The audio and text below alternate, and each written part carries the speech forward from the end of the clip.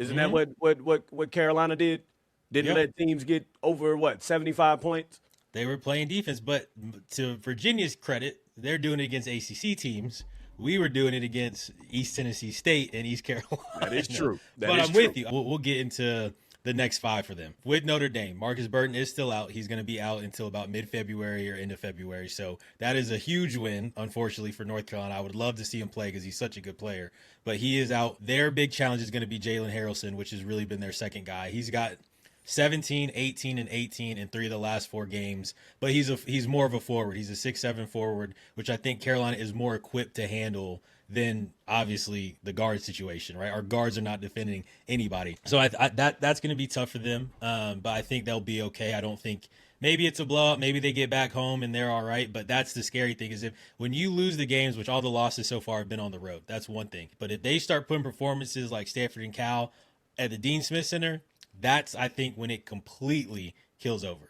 That's we go back to when we've lost games to Pitt at Carolina, and it's just a different type of demoralization when you lose those games at home. Now after Notre Dame, they go to Virginia. Now I think this is the best team that they've played since the Michigan State game.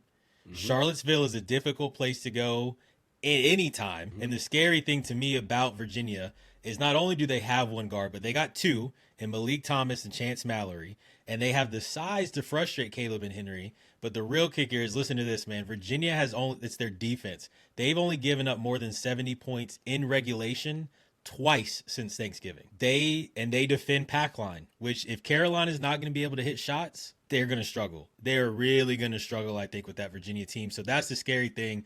Now, Virginia did give up 95 to Virginia Tech, so I will say that, but that was the game with triple overtime. So in regulation, though, they have not given up 70 points but twice, and I think they've only done it I don't think they've done it in the ACC besides that Virginia Tech game. The other two, it was Maryland and maybe it was Dayton were the other two that they played. Kind of reminds you of a team that did that during the non-conference season, right?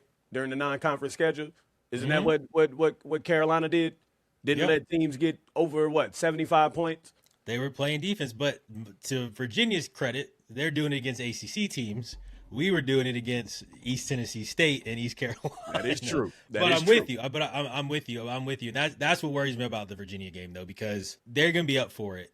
Our guys going to be up for it. And if our guys aren't up for it, they can easily get ran out of the gym by a team. Because Virginia, I think in the past, when we think of Virginia under Tony Bennett, they weren't scoring a lot of points. The defense was so good that if they could just get a 5 to 6 point lead, you were really going to struggle to beat them. The thing with this Virginia team is while the defense isn't 60 points or less like we saw it under Tony Bennett, 70 points and less, but they're going to give you 75 to 80 points scoring. That's what worries me in that situation where basically two styles are clashing. The way I feel right now with Virginia and what they've done, I feel like their style will win out. But you know what? We'll see what happens. Got to play the game. They go to Georgia Tech after that, which to me should be a win. But that is a Georgia Tech team that gave Duke problems at Cameron, and then they just went to NC State and won a game. So it's not that they're this awful team that I think some of us maybe thought they were early in the season, me included. I had them in the bottom three of the ACC, which they still might be there. I think they're 1-4, but it's on the road again. And that's where it's on the road again. I'm going with Caleb Wilson back home in Atlanta, shows out, and it's a good time and it's a good day for him. That's what I'm hoping for. Then they get Syracuse at the crib. Now Syracuse loves to shoot threes, and they got guards that can go. That is a scary matchup with what we just saw with the Stanford and Cal game. And then fifth is the Duke game. And I told you off air, but I'm stunned that we're already at this point. Yeah. We're 2 weeks away from the Duke game now. It's insane, and I'm gonna be honest now. I mean I'm gonna always be optimistic when it comes to Duke, and I think we're gonna beat them. Just going back, like you said, looking at these next 5 games, Notre Dame, of course, I think we prevail and get the W. At Virginia, at Georgia Tech, like you said, we've never played well at neither one of them. Neither one of them. Like as a matter of fact, I think Georgia Tech is the one that gave us our first loss 2 years ago.